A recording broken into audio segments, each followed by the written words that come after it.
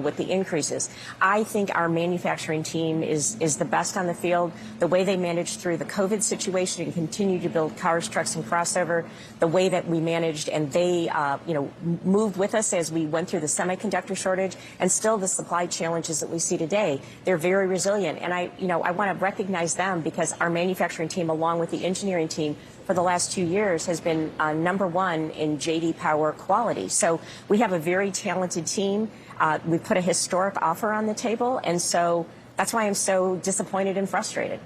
The union is demanding, asking for a 40% wage increase over 4 years. They're asking for that in part because they say CEOs like yourself, leading the big three, are making those kind of pay increases over the course of the last 4 years. You've seen a 34% pay increase in your salary. You make almost $30 million.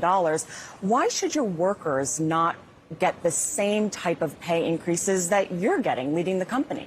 Well, if you look at compensation, my compensation, 92% of it is based on performance of the company. I think one of the strong aspects of the way our compensation for our represented employees is designed is not only are we putting a 20% increase on the table, we have profit sharing. So when the company does well, everyone does well. And for the last several years, that's resulted in record profit sharing for our represented employees. And I think you have to look at the whole compensation package, not only 20% increase in gross wage, but also the profit sharing aspect of it, world-class health care, and there's several other features. So we think we have a very competitive offer on the table, and that's why we want to get back there and get this done.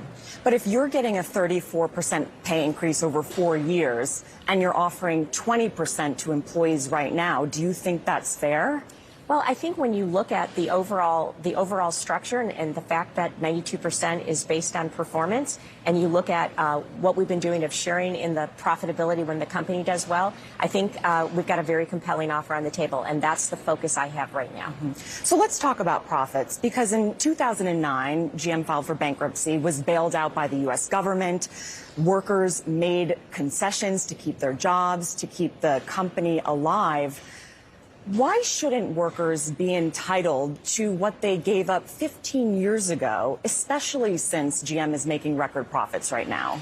Well, first of all, this is a very cyclical business, and we've had, a very strong run. I think part of that is because of the demand for the economy and what we've been through with unprecedented with COVID and semiconductor challenges. But we have to remember we're a cyclical business. We also have to remember this is a pivotal point in the auto industry for everyone as we make this, 100-year transformation from internal combustion engine vehicles to electric vehicles. We need to make sure we can invest in both to maintain the jobs that we have.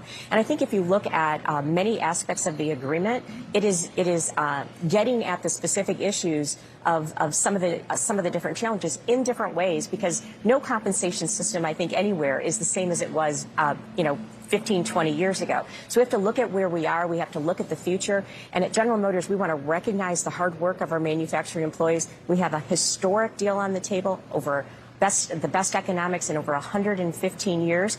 And that's what we have on the table. We want to, finish the negotiations, problem solve, and get people back to work.